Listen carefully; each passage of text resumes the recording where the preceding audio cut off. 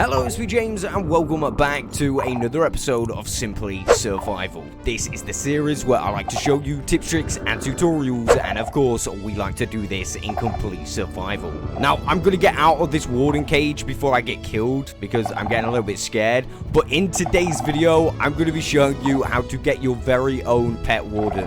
Meet Don Gordon, the Warden.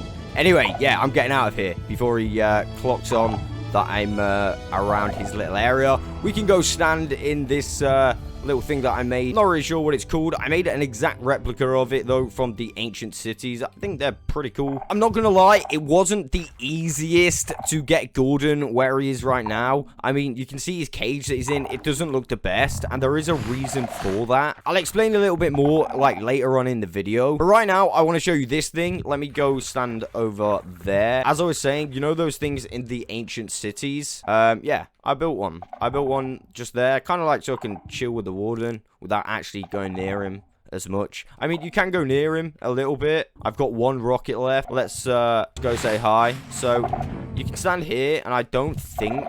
I mean, maybe he does eventually hear you. So, I think it's pretty safe to do some building and, you know, like, walk around pretty safely like this. However, I would definitely suggest, because of the darkness, to do all of this building first. For example, if you want to build something like... Oh, damn. See, I can't even see it. It's that dark. But, like, if you want to build, like, a better cage, then I would definitely do it first, because the darkness is very, very annoying. I just had to, like, build afterwards in the darkness. I mean, it's not too bad, but it looks pretty terrible.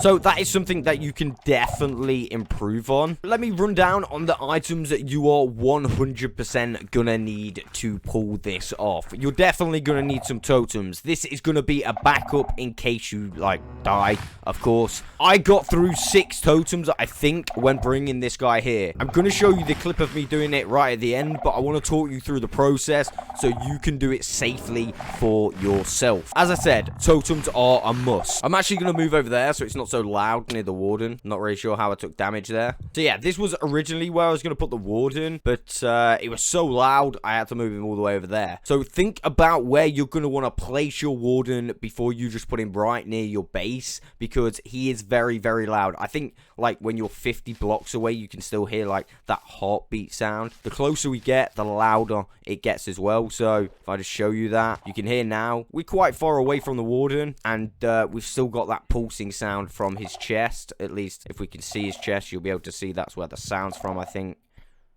Turn around, come on. There. You see that? His heartbeat's making the sound, which is super crazy. So, yeah, you're going to want to think about where you're going to want to put the warden. Originally, I was going to put mine there, made the wrong choice, and had to move it. As far as armor goes, you're going to want maxed out armor. This is probably for the best. The warden is very, very powerful. You can take a maximum of 2 hits from the warden, and you are completely dead. And that is even with, like, fully maxed out armor. At least that was with my experience. So, make sure you've got fully maxed out armor. You're going to need a sword. This is going to come in handy for the run itself. Whilst you're running, if you have to run a long distance, mobs may spawn and actually put you off the run. And, of course, you don't want that. You don't want that at all because you're being chased by the warden. So, make sure you got a sword as well. Obviously, you're going to want food. That is a must. You can even get some enchanted golden apples. You can find loads of these in ancient cities. I would probably bring my elytra and rockets as well, just in case anything were to go wrong and you have to bail out real fast. But remember, when it gets dark, using those elytra and trying to fly off, it is still pretty dangerous. So at this point, there are 3 things that you need to do to actually bring the warden to your base. Step number 1, you are going to want to build your warden trap. My warden trap was simply a few trapdoors, a glass box, and a redstone clock that always powers this trapdoor. Now, the redstone clock that I've gone for, let me show you this in detail. Simply has 1 redstone torch, it has 1 redstone dust, and a repeater on full ticks delay. The reason I put it on full ticks is so it's not as loud, so you don't hear that trapdoor constantly all the time. and it seems to work pretty well as well. As you can see, he's not even like distracted by that chicken at all. He's fully focused on this trapdoor, and of course he's not really focused on me as well.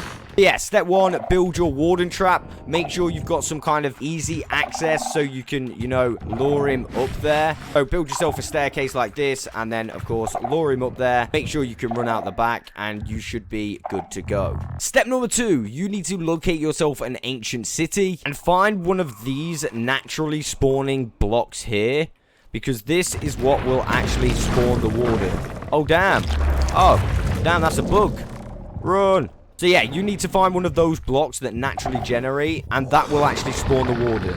And once you've found this area, you need to take note exactly where it is. Once you've took note of where the warden will spawn from, you're gonna need to make a perfect path from this location all the way to your warden trap. Now, of course, we are in the deep dark. This means we have to dig our way all the way up to the surface. And I would definitely recommend adding stairs. If you're just trying to jump up those blocks, you are definitely going to get killed. Now, if you've got to go through portals, you need to make sure that you're facing the right direction when you go through the portals. Again, I am going to show you my run very, very soon, but you're going to want to make sure you go through the portal in the right direction, meaning you can run straight off and haven't got to turn around or anything when you get through to the other side. Now, in the nether, you can see that I've got barriers either side, making sure the warden cannot escape until we get to the other portal. Now, this side for me is not the best. You could probably do a lot better of a path, but I kind of knew it. I had torches all lit up throughout the path, so I was following those constantly. So this end bit, like I said, you could probably do it a little bit better, but I knew the kind of like direction I had to go. But I would recommend doing it a little bit better than I did. I just had some torches here, as you can see, and then eventually we get to the trap. What you can do if you're the owner of your world to make sure you've got the perfect path, you can do a few test runs, meaning you can get a spawn egg for the warden and just simply practice him chasing you through that path. You will then find defects in your path, being able to like rectify them, and of course giving you the perfect path. I myself did have a couple practice runs, but of course I do have 24,000 levels. I wanted to make sure I was confident enough in my path to be able to get him in the trap. Having said that, I did pop 6 totems. I was in complete concentration mode. I had my mic off. I was just trying to get from point A to point B without dying. I mean, like I said, I did pop 6 totems. So yeah, this is exactly what happened.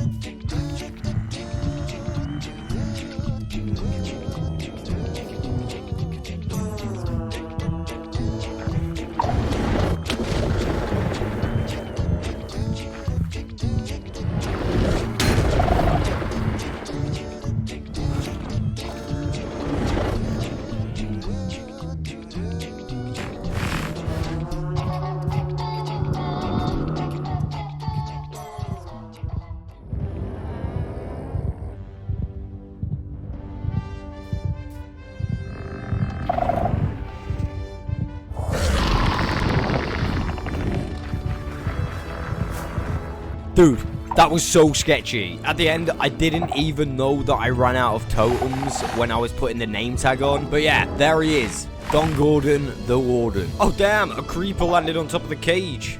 And a spider. Oh, jeez Louise, that is not good. Well, we've reached the end of the video anyway, so I do hope that this helps you out in catching your very own pet warden. I will catch you on the next one.